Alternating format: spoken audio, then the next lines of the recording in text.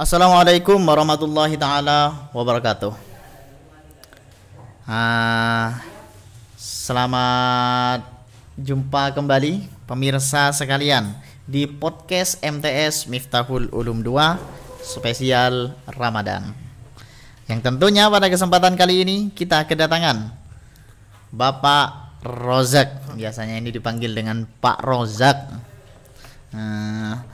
Saya tapi belum tahu saya sebenarnya ini nama kepanjangannya siapa ini? Nama lengkapnya? Nama lengkapnya Abdul Rozak.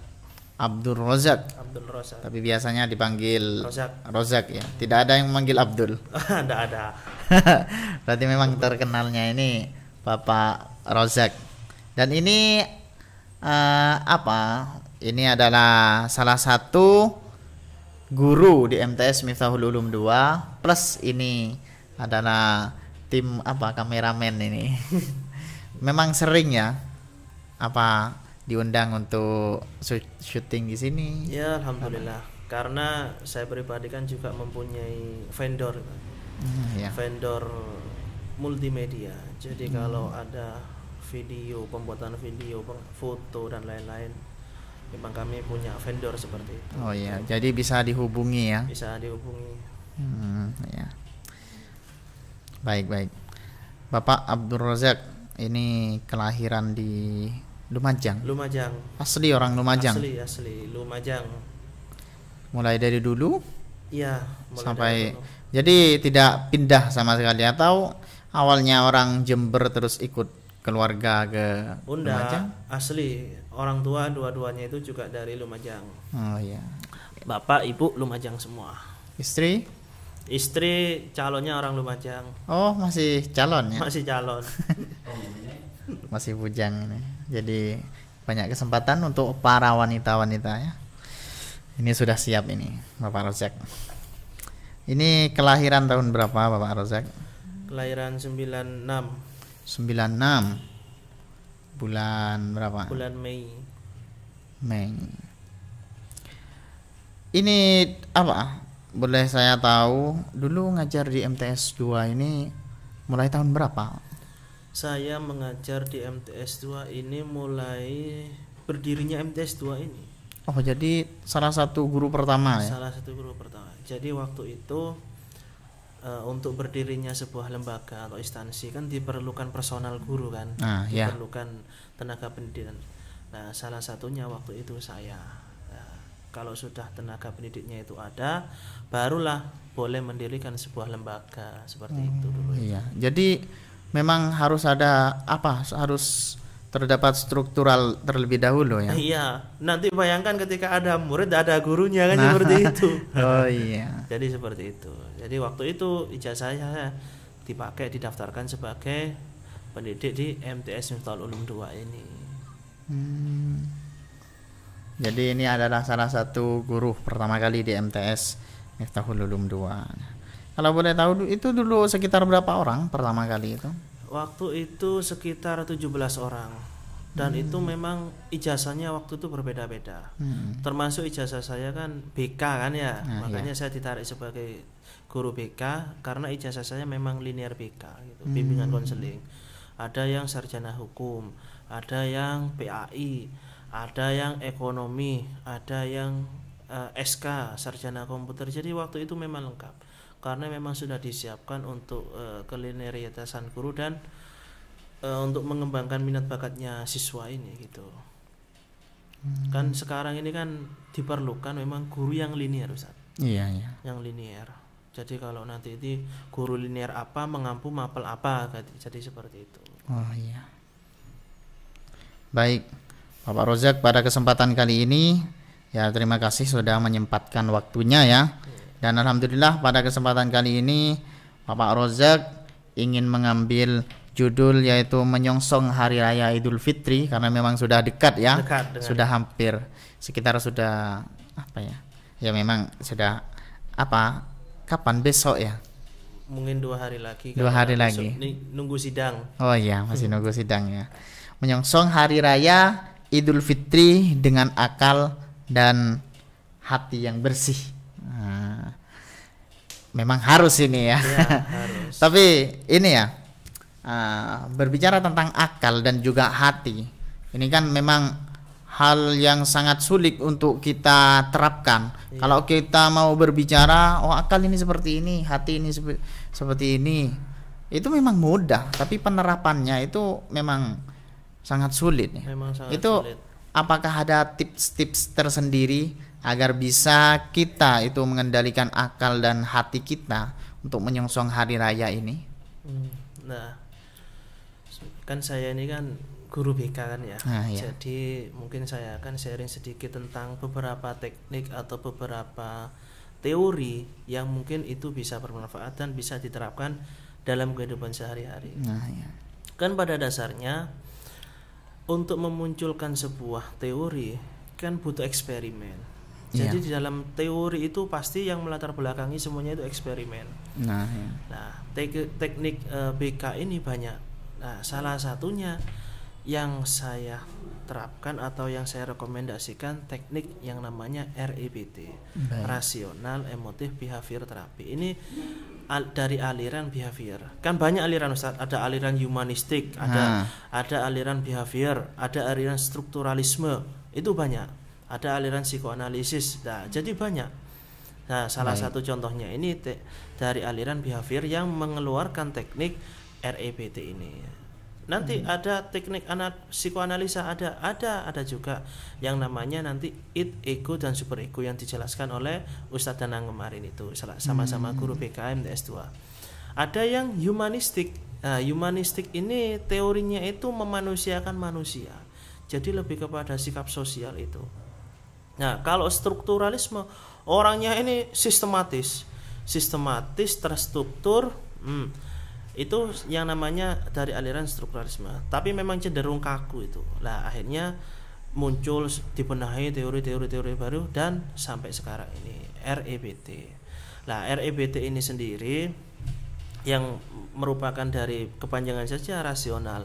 Lah rasional emotif behavior terapi. Kenapa kita itu dituntut untuk berpikir rasional? Karena seringkali kita itu berpikirnya itu yang irasional, yang belum terjadi dan tidak masuk akal. Nah, akhirnya kita itu berpikirnya aneh-aneh. Akhirnya apa? Akhirnya nanti dampaknya ke kepribadian kita sendiri. Contohnya, bagaimana kita itu bahagia kalau kita itu selalu membanding-bandingkan diri kita dengan orang lain, kan seperti itu. Iya. Kan memang sangat sulit itu. Nah, dengan akal yang bersih memang sangat sulit ini, Ustaz. Karena apa? Karena dengan akal, dengan hati kita ini kan dihantui atau ada faktor eksternal dari lain, ada perasaan dendam, iri, perasaan seudon, berburuk sangka dan lain-lain. Lalu bagaimana kita itu menetralisir itu semua sehingga bisa menyambut hari raya Idul Fitri ini dengan akal dan hati yang bersih. Nah, ya, itu yang memang yang sulit ini. Kan memang sulit ini. Nah, rasional emotif behavior ini mengajarkan kepada kita apapun yang perbuatan yang sampai ke kita, entah itu baik atau buruk, itu mengajarkan rasional emotif behavior ini harus mencermin diri kita sendiri sebelum menyalahkan orang lain. Kita harus bercermin dulu. Sebenarnya saya itu sudah melakukan apa? Kok saya ini dapat balasan seperti ini? Bisa dianggap ini karma saya. Saya sudah berperilaku apa? Saya sudah kepada orang lain ini sudah apa yang saya lakukan? Kok saya itu seperti ini? Lah gitu. Akhirnya semua apa yang kita alami harus kita kembalikan ke diri kita sendiri. Jadi seperti itu. Jadi kita ini tidak punya rasa dendam atau rasa iri atau apa, karena apapun yang kita lakukan, apapun yang kita alami itu memang pada dasarnya dalam diri kita sendiri itu. Dulu ini salah satu teknik kita waktu waktu kuliah dulu. Jadi ada sebuah kampus di Surabaya sana. Waktu itu kalau ada orang yang terkena masalah gitu ya, kita itu disuruh duduk itu, lalu ditenangkan dengan alat kayak di rumah sakit itu ya, duduk ditenangkan dengan alat yang di rumah sakit sehingga orangnya itu relax, lalu bisa diajak bicara, lalu diajak berpikir, kamu kok benci kepada orang ini berperilaku seperti ini ke kamu, apa yang telah kamu lakukan kepada orang ini. Kalau orang yang pikirannya itu masih belum fresh, masih terkena masalah atau mentalnya masih terkena masalah dan lain-lain, tetap dia akan membela diri. Itu nyata itu. Dia akan tetap membela diri. Oh, ini bukan salah saya. Oh, dia ini saya bantu. Kenapa balasannya dia seperti ini ke saya? Lah, ini kebanyakan ini Ustaz. Meskipun itu salah sebenarnya. Meskipun itu salah. Makanya dari sini kita ini belajar dari rasional emotif behavior terapi ini dengan hal-hal yang seperti itu. Contohnya lagi, hal yang sepele bisa menjadi 10. Baik. Ini yang kebanyakan ya. Contohnya, chat tidak dibalas tapi dia bikin status. Gimana? Ayo. Padahal itu kita itu kan tanya dengan hal yang penting, yang urgent. Tidak dia balas tetapi dia bikin status. Itu perasaan jenengan gimana kalau yang seperti itu? Apa oh ya biasa saja? Tidak akan mungkin. Pasti anggapannya kenapa dia ini tidak menghargai saya? Kenapa bikin status chat kita tidak dibalas padahal urgent. Ini sepele menurut dia. Oh, cuma chat tidak dibalas saja, sepele. Tapi kepada orang yang berlawanan dianggap 10 seperti ini gitu. Sudah banyak sudah hal-hal yang seperti itu. Dan kejadian seperti itu sudah banyak. Akhirnya orang yang pertama kali itu refleks ke dia tidak akan refleks ke dia karena hal sepele seperti itu. Seperti itu. Jadi banyak saat kalau kita bicara REBT kurang lebih seperti itu. Nanti ada teknik lagi yang namanya klasikal kondisional. Nanti itu kebiasaan kita itu ya yang terekam di situ. Contohnya dulu eksperimennya itu seperti ini. Seperti anjing ya, waktu itu anjing itu dikurung di dalam ruangan. Anjingnya itu dikurung di dalam ruangan. Jadi waktu dikurung dalam ruangan lampunya dimatikan. Ketika tuannya datang pasti lampunya dihidupkan dengan suara gerbang dang dang dang atau suara gembok itu ya, ding ding ding ding itu. Masuk dikasih tulang. Itu dilakukan selama 1 tahun. Jadi ketika si tuan itu datang, pikirannya anjing itu pasti dia akan mendapat tulang seperti itu. Itu salah satu teori yang klasikal munculnya eksperimennya kondisional ini. Lah, jadi semua eksperimen itu lalu jadi teori. Sama dengan reward punishment itu. Siswa ini biasanya diterapkan di dunia pendidikan. Siswa yang dikasih hadiah pasti akan semangat belajarnya. Seperti itu kan. Siswa yang dikasih hukuman mungkin supaya dia itu jerah, tidak mengulangi kesalahan yang seperti itu lagi. Jadi seperti itu. Pokoknya semua eksperimen dan menghasilkan teori dan sampai sekarang ini bisa bermanfaat selama orang itu memang mau menerapkannya dalam kehidupan sehari-hari seperti itu. Berarti memang tergantung dari diri sendiri, mau atau tidak. Nah, mau atau tidak seperti itu. Baik, untuk apa? Kenapa menurut jenengan ini REBT ini memang harus diterapkan? Apa tidak ada teori-teori yang lain? Sebenarnya kan teori banyak seperti yang saya sampaikan barusan. Tetapi REBT ini lebih ke muhasabah diri gitu. Kita itu bercermin diri. Oh, ini loh saya itu seperti ini. Kenapa? Misalkan contoh di masyarakat. Kenapa masyarakat ini ketika saya ada permasalahan, saya minta tolong ini susah. Berbelit-belit orangnya. Yang dimintain tolong ini dengan banyak alasan kan ya. Intinya memang tidak mau, tetapi cuma dengan bahasa yang agak halus sedikit. Oh, saya ada acara tanggal sekian. Saya ada acara ini. Tolong saya minta antarkan ini ke sini. Oh, mohon maaf saya tidak bisa karena saya ada acara. Padahal tidak ada acara, kan seperti itu. Akhirnya dari situ kalau menerapkan teknik ini, kita bisa muhasabah diri. kenapa saya sangat sulit untuk minta tolong kepada orang seperti itu. Nah, contohnya nanti ketika dipetani lagi, diingat-ingat kembali, nah ternyata contohnya saya kalau diundang tetangga sering tidak datang gitu. Kalau ada tetangga meninggal saya tidak pernah siaro, saya lebih mementingkan kerja gitu kan. Kalau dimintai tolong atau dimintai misalkan ada kegiatan warga untuk membawa apa, saya tidak pernah membawa. Lah ini lebih ke muhasabah diri nih Ustaz. Jadi seperti itu. Berarti memang kita ini juga apa, cerminan bagi orang lain. Nah, bisa dikatakan seperti itu.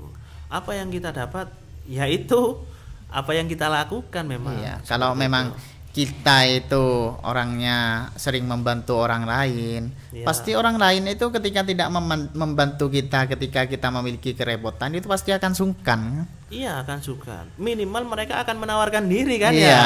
Gimana, butuh pertolongan lah, kan seperti iya, itu. Itu. Contohnya seperti kan biasanya banyak di masyarakat itu seperti kiai yang mengajar di di rumahnya, di musola seperti itu, mengajar ngaji. Dia kan membantu masyarakat mendidik putra putrinya kan. Jadi kalau ada pembangunan musola rumahnya, biasanya kan banyak orang berbondong-bondong, banyak relawan-relawan itu membantu kan seperti itu. Jadi apa yang kita lakukan itu yang kita tuai kan seperti itu peribahasanya. Seperti itu. Jadi kalau memang ada orang kita itu memang kesulitan untuk mencari bantuan kepada orang lain, atau kita mau contoh kecilnya mau minjam uang kepada orang lain. Biasanya kalau kok sulit sekali saya mau meminjam, coba itu kita harus teliti terlebih dahulu atau ingat-ingat apakah bisa jadi kalau jenengan itu meminjam uang sulit untuk mengembalikannya kan biasanya orang seperti itu kan. Oh, pasti itu diperhatikan sama orang lain itu pasti. Oh, itu kalau meminjam uang sulit itu untuk mengembalikannya. Yang kita takutkan memang kita itu sudah jadi catatan pribadi kepada orang lain. Kita ini pasti jadi catatan pribadi antara satu sama orang lain Ustaz. Tergantung catatan kita itu seperti apa di dalam hati mereka atau dalam pikiran mereka. Bisa merah, bisa hitam, bisa putih dan sebagainya. Kita ini punya catatan masing-masing. Ini yang harus kita istilahnya kita jaga dan kita sadar diri gitu kalau kita itu sebenarnya punya catatan masing-masing di hati mereka. Iya. Jadi ketika ada suatu hal yang kurang menyenangkan bagi kita dari orang lain, maka jangan pernah menanyakan kenapa dia. Tapi apa sebenarnya salah saya. Jadi kita harus alihkan pada diri sendiri. Itu harus kita kembalikan sendiri. Baik, itu sangat menarik. Dan untuk selanjutnya kalau REBT sendiri dalam pandangan Islam itu bagaimana sebenarnya? Kalau dari pandangan Islam sendiri itu kita selama istilahnya apa yang kita lakukan ketika kita itu berakhlakul karimah pasti itu akan menjadi contoh dan tuntutan bagi masyarakat. Kalau kita itu sering berbicara yang sopan dan yang santun, kita juga akan menua itu semua, kita akan dapat kesantunan juga dari orang lain.